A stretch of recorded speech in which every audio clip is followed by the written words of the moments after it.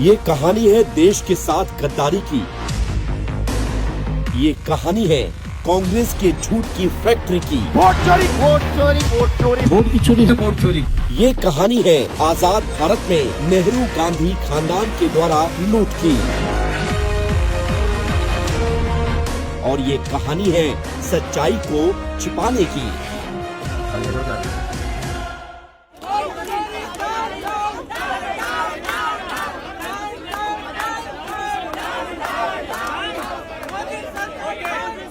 आज कांग्रेस और उसके साथी दल पूरे देश में वोट चोरी का झूठा शोर मचा रहे हैं। लेकिन क्या कांग्रेस कभी बताएगी कि आजाद भारत की सबसे बड़ी वोट चोरी किसने की थी? ये कोई आम चुनाव की चोरी नहीं थी। ये उस पल की चोरी थी जब देश को अपना पहला प्रधानमंत्री मिलने वाला था। उस ऐतिहासिक प्रक्रिया में मतदान हुआ और सरदार वल्लभ भाई पटेल को 28 वोट मिले। वहीं दूसरी तरफ जवाहरलाल नेहरू को मात्र 2 वोट मिले। कांग्रेस ने फिर भी नेहरू को जबरन प्रधानमंत्री बना दिया। अब सवाल सीधा है, जब ज्यादा वोट पटेल के थे तो कुर्सी नेहरू को क्यों मिली? क्योंकि कांग्रेस की राजनीति आज की नहीं है। शुरुआत से ही उनका एक ही सपना रहा है कि भारत नेहरू गांधी परिवार का जागीर बने और देशवासी सिर्फ आदेश मानने वाले सेवक बने रहें। यही वो पल था जब आजादी के साथ ही लोकतंत्र से धोखा किया गया। यही वो दिन था जब संविधान से पहले संविधान का अपमान किया गया। इन्हीं करतूतों पर लगाम लगाने के लिए देश के संविधान ने एक सुरक्षा कवच बनाया था, मतदाता पुनरीक्षण अभियान यानी SIR। आजादी से लेकर आज तक देश में 12 बार ये प्रक्रिया हुई ताकि यह तय हो सके कि देश की सत्ता तय करने वाला हर वोट देश के वास्तविक नागरिक का ही हो। ये लोकतंत्र की शुद्धता का सवाल है। और 1952 से लेकर आज तक हर पार्टी ने इसका समर्थन किया। और आज जब देश संविधान के मानकों पर चल रहा है तो फिर से कांग्रेसियों को बेचैनी होने लगी है, क्योंकि लोकतंत्र की शुद्धता कांग्रेस कभी स्वीकार नहीं कर सकती।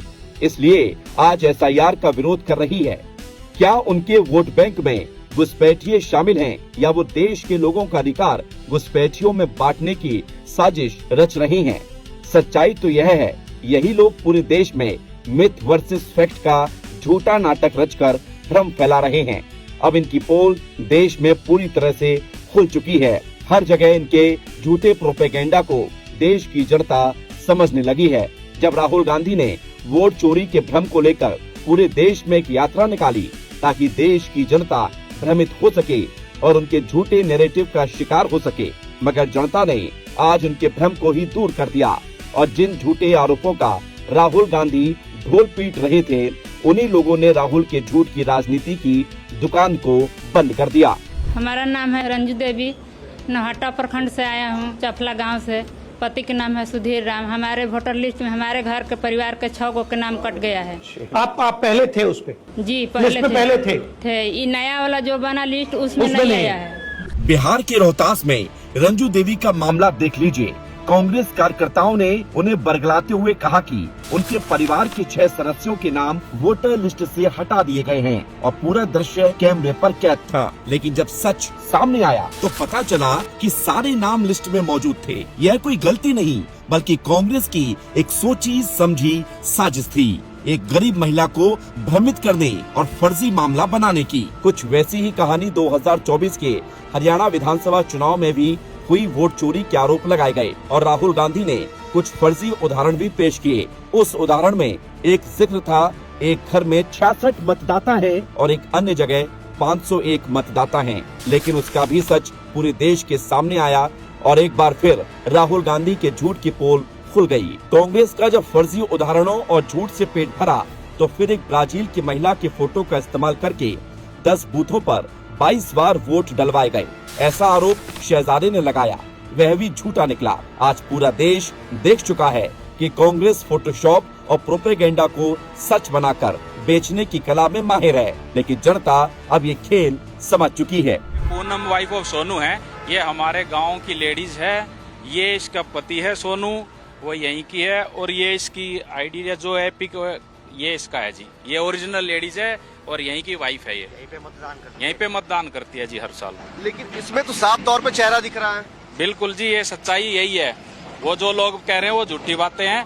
असली पूनम एपिक नंबर यही, सोनू वाइफ ऑफ यही है, अकबरपुर रोटा गांव, डिस्ट्रिक्ट सोनीपत। और अपने सीनियर सेकंडरी स्कूल हमारे गांव में इसका पोलिंग बूथ है, यहाँ पे पोलिंग करती है। अब इनके झूठ का पुलिंदा सारी हदें पार कर चुका है। रंजू देवी के नाम पर फर्जी नाम कटने का झूठ, ब्राजील के महिला की फोटोशॉप कर फर्जी वोटर बनाने का झूठ, महाराष्ट्र विधानसभा में 85 सीटों का झूठ और ज्यादातर सीटें खुद विपक्ष ने जीती, जहां चुप्पी साधे बैठे रहे और जहां भाजपा को जन विश्वास मिला वहां बवाल काटते रहे।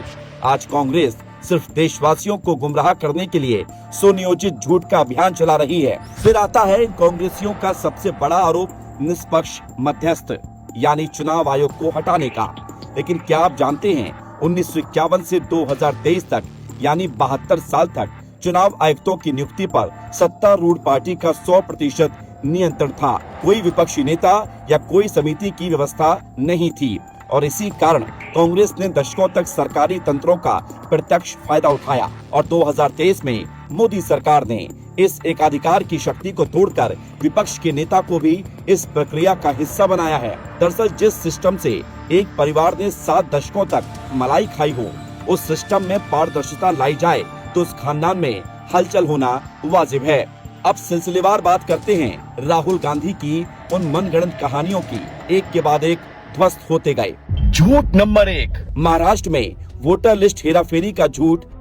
राहुल गांधी ने वोटर लिस्ट में हेराफेरी का आरोप लगाया, लेकिन चुनाव आयोग ने स्पष्ट किया कि पूरी प्रक्रिया में 97,000 बूथ अधिकारी और 1,03,000 बूथ एजेंट शामिल थे।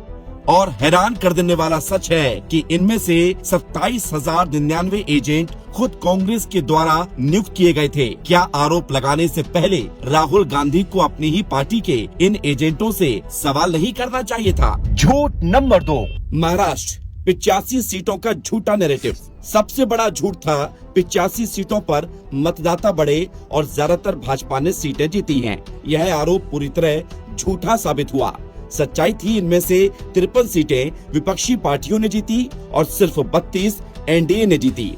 मुम्मा देवी, पालस कड़ेगांव, नागपुर नॉर्थ जैसी सीटें जहां मतदाता सबसे ज्यादा बढ़े थे, उन सीटों पर कांग्रेस ने जीत हासिल की थी। अगर भाजपा ने हेराफेरी की तो क्या उसने जानबूझकर 53 सीटें विपक्ष को जीतने दी? मुम्मा देवी मतदाता बढ़े 5,730, कांग्रेस जीती 36,566 वोटों से। पालस कड़ेगांव मतदाता बढ़े 8,291, कांग्रेस जीती 30,064 वोटों से। नागपुर नॉर्थ मतदाता बढ़े 23,421, कांग्रेस जीती 28,467 वोटों से। धारावी मतदाता बढ़े 8,653, कांग्रेस जीती 23,459 वोटों से। झूठ नंबर 3, लोकसभा और विधानसभा नतीजों को मिलाने की साजिश। राहुल गांधी ने लोकसभा और विधानसभा के नतीजों को मिलाकर एक भ्रामक तुलना पेश की और कहा कि भाजपा ने विधानसभा में 89% सीटें जीती, लेकिन लोकसभा में सिर्फ 32%। ये कैसे हुआ? जबकि 2019 में उड़ीसा के चुनाव इसका पुख्ता उदाहरण है। एक ही दिन में हुए चुनावों में भाजपा को लोकसभा में 38% सीटें मिली, लेकिन विधानसभा में सिर्फ 15.6% सीटें मिली। मतलब शहजादे का और भ्रामक तथ्य का पर्दाफाश हुआ।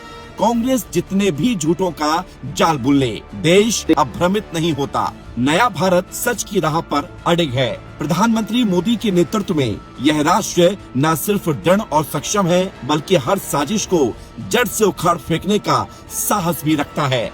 यहाँ फर्जी वोट की जगह नहीं है। भारत में अब घुसपैठियों को पालने की जगह नहीं है और अब यहाँ बाहरी ताकतें भारत राष्ट्र की आंतरिक सुरक्षा पर हावी नहीं होगी। यह नए भारत विदेशी ताकतों से संचालित विपक्ष के हर षड्यंत्र को पहचानता है। इसलिए आज विपक्ष का हर षड्यंत्र ध्वस्त हो जाता है। भारत की जनता अब किसी झूठे नैरेटिव, फर्जी अभियान या कोई मनगढ़ंत कहानी के आगे झुकने वाली नहीं है।